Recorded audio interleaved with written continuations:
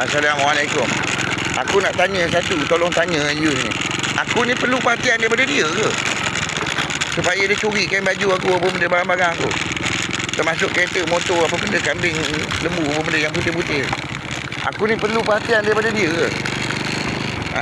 Aku ni memerlukan perhatian dia, memerlukan penderitaan dia, celebration dia. Ha? Dia dengan anak bini. Ha? Persoalan dia, aku ni perlu ke? Ke dia perlu perhatian apa benda yang dekat situ dia nak kena curi? Dia nak ada kehidupan anak dia dekat situ.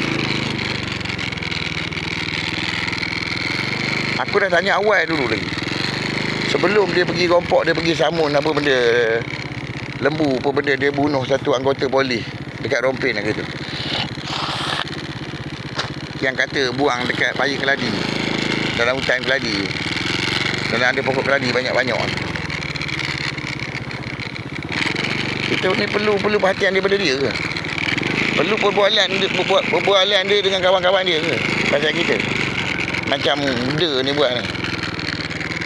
Anak Ramli Rawi, anak Ramli Gula ni. Ha? Anak Ramli Gila ni. Kita ni perlu sembangan dia ke? Perhatian daripada dia ke? Rasanya tak perlu rasanya. Kau keluar elok-elok daripada situ, kau pulangkan barang-barang yang duduk dekat sepatutnya yang ada dekat situ.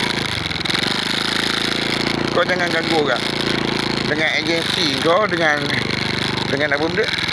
Dengan matlamat kehidupan kau. Kan? Kan? Ramli Gula ni.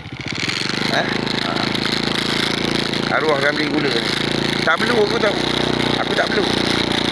Dan aku tak heran pun benda-benda yang kau cakap tu.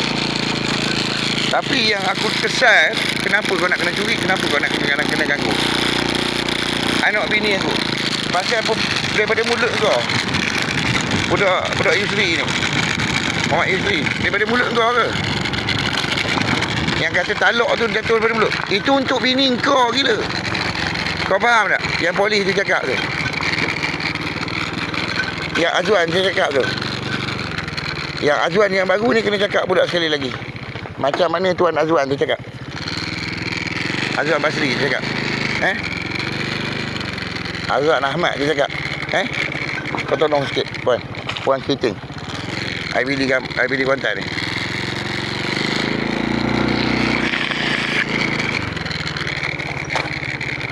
Okey. Tak perlu perhatian daripada dia tau. Tak perlu belah kasihan daripada dia. Belah kasihan dia tu curi benda-benda ni. Ni, pak berkaki 4 ni. Tinggal tak banyak kau tahu. Adik aku dia fitnah macam mana? Kita nak tahu juga, kita nak buka benda ni. Macam mana dia fitnah adik aku. 2 orang adik aku. Conclusion dia. Pasal dia sembang. Kita nak kena tahu. Dan insya-Allah, pasal kau curi lembu putih tu, insya-Allah kita dah sedia dah abuan untuk kau. Aku minta kau Yusri masuk berjaga elok. Jangan ganggu orang lain. Kau berhenti ganggu lembu ni, apa benda yang dekat sini ni. Kau berhenti ganggu. Kau berhenti ganggu lembu apa benda ni. Lepas tu kau bawa balik apa benda yang kau telah jual. Okey? Benda simple je. Benda paling senang sekali. Tak perlu ratus-ratus juta, tak perlu ratus ribu. Kau bawa balik je. Sebab kau dah ambil dah duit tu. Kan? Kau dah ambil duit jual lembu tu kan? Kau dah belanja kan? Kau pulangkan balik je. Pasal sate-sate tu kau pulang balik je. Kita malah nak bercakap banyak dengan kau daripada awal dulu lagi. Sebab tak faham tau, tak faham.